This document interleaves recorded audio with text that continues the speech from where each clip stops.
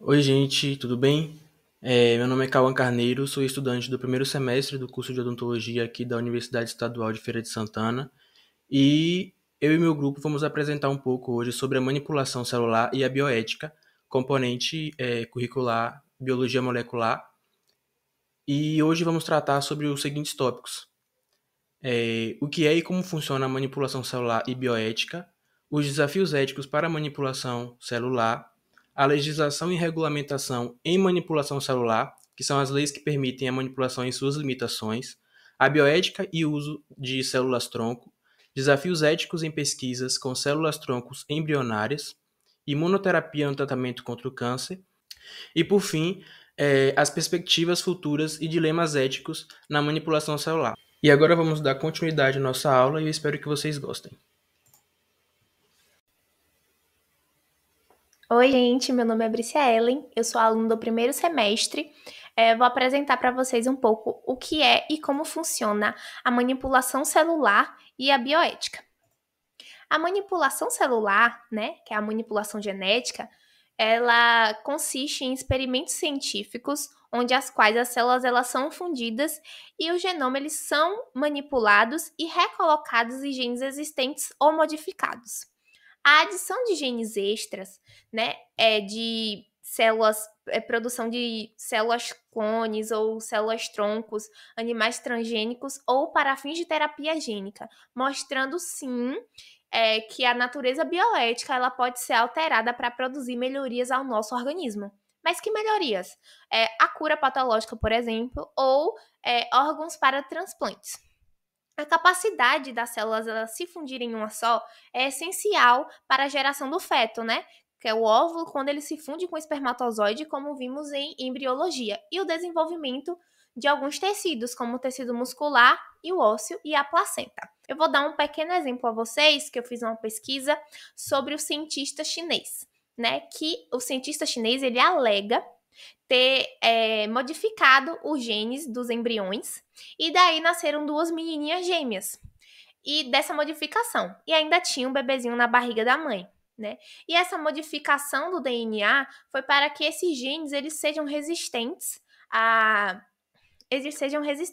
ao vírus HIV. E como é essa técnica e como ela funciona?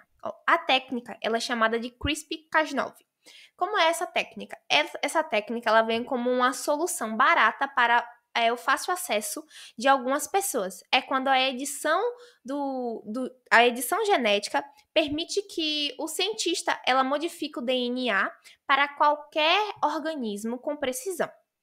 Ela funciona como uma tesoura que corta o DNA em partes e seja adicionados os genes, que pode ser alterado ou removido. Ela é baseada em um sistema natural, onde é usado por bactérias para que os genes eles sejam resistentes a outros vírus, né? E além disso também temos além dessa modificação genética, temos também em animais, em plantas, em comidas, como o abacaxi, que ele pode evitar o câncer, a banana, que ela pode ser uma vacina, e também o arroz, né, que ele foi mudado geneticamente para que tenha mais nutrientes.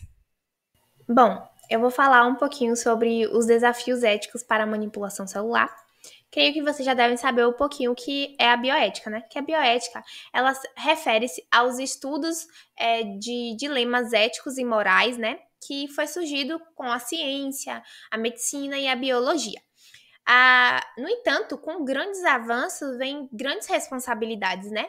A manipulação celular, ela apresenta uma série de desafios éticos, desde a questão de consentimento até a questão de justiça, porque a bioética ela fornece um quadro ético necessário para guiar nossas decisões práticas, né?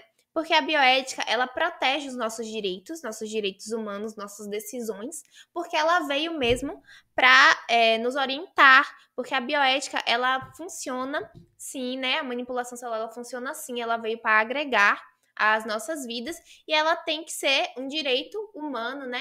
Onde tem que ter o nosso consentimento em benefício a nós mesmos. Oi, gente, meu nome é Ana Letícia e eu vou falar sobre a legislação e regulamentação em manipulação celular. A bioética, ela desempenha um papel crucial para a realização de pesquisas e avanços científicos de modo ético e responsável. Em vista disso, é necessário que seja falado e seguido leis e regulamentação na manipulação celular.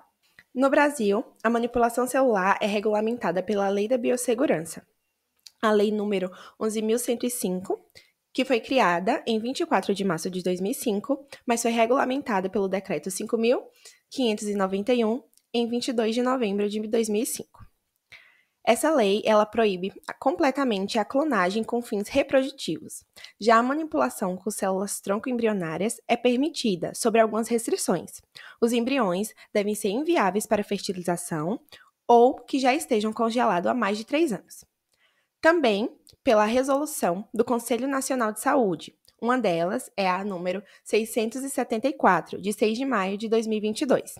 Que define categorias específicas para diferentes tipos de pesquisa envolvendo seres humanos e estabelecendo como os protocolos de pesquisa devem ser avaliados e aprovados pelo sistema CEP-CONEP. CEP é o Comitê de Ética e Pesquisa e CONEP, Comissão Nacional de Ética e Pesquisa. Essa resolução, ela visa garantir a ética e a segurança nas pesquisas científicas.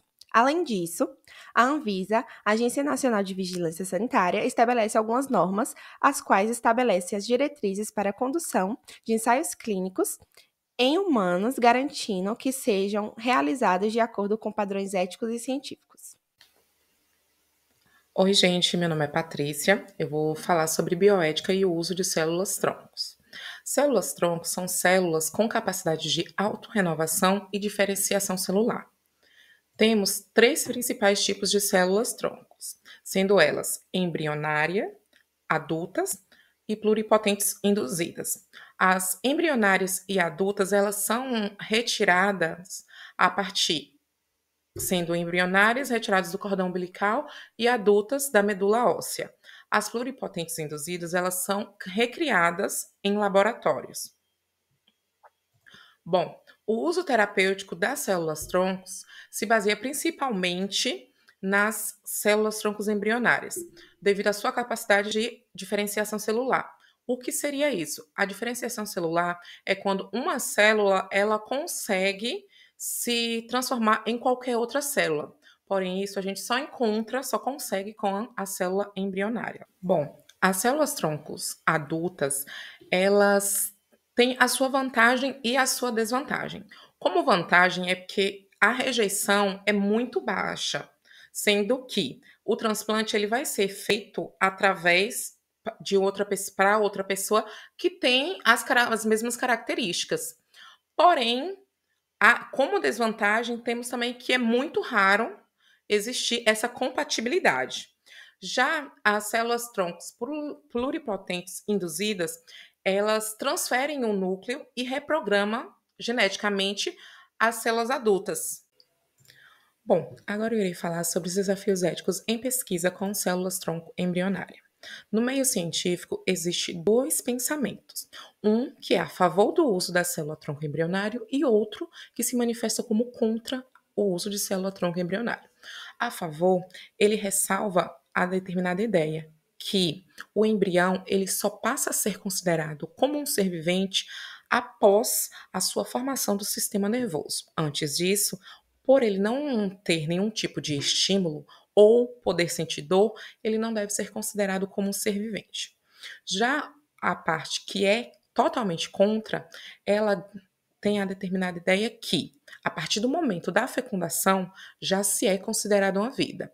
E ainda ressalta a ideia que, se continuar aumentando o uso de células embrionárias, células tronco-embrionárias, possa se acabar desmistificando a vida, certo? E levando isso como se fosse algo simplesmente normal, natural. Existe a embriogenese, que é o uso de células-troncos terapêuticas sem os espermatozoides, que são formados no laboratório. Esse meio, ele é aprovado pelas pessoas que são contra. Porém, ainda ressalta que como é que as pessoas elas vão ficar formando os embriões apenas com esse sentido e depois matá-los? Assim é o determinado pensamento deles. Em relação à clonagem terapêutica, que tem como objetivo obter células-troncos para somente tratamento médico, nesse processo o embrião clonado ele é destruído após a obtenção das células-troncos, que podem ser diferenciadas em diversos tipos celulares, utilizando apenas na regeneração dos tecidos danificados. Ou seja, essas células-troncos, elas terão apenas um único destino. Elas farão esse trabalho e depois elas não conseguirão ter uma determinada diferenciação celular em outras, somente naquela determinada célula. Olá, galera. Eu me chamo Robert Ribeiro e vou dar continuidade falando um pouco um exemplo da manipulação celular, trazendo a imunoterapia no tratamento do câncer. Bom, primeiro, o que é imunoterapia? A imunoterapia é um tipo de tratamento contra o câncer que visa combater o avanço da doença pela ativação do próprio sistema imunológico do paciente.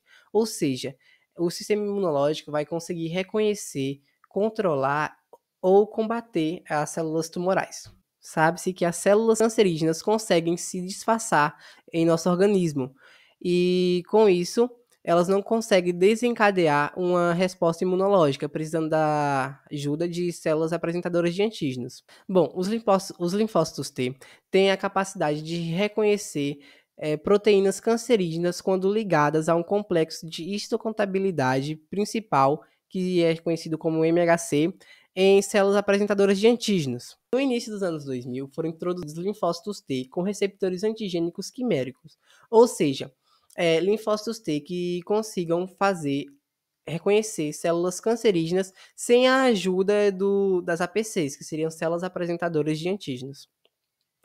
E durante essa evolução foi passando e foi desenvolvido receptores antigênicos quiméricos de segunda geração. Seria a introdução de moléculas coestimuladoras como CD28, 41BB ou OX40, que seriam moléculas da família do fator necrose tumoral. Olá, gente! Meu nome é Heloísa França e hoje eu vou falar sobre as perspectivas futuras e os dilemas éticos da manipulação celular. Então, a nova genética ela está penetrando de forma avassaladora os diversos domínios da contemporaneidade, fazendo realmente uma revolução técnico-cultural.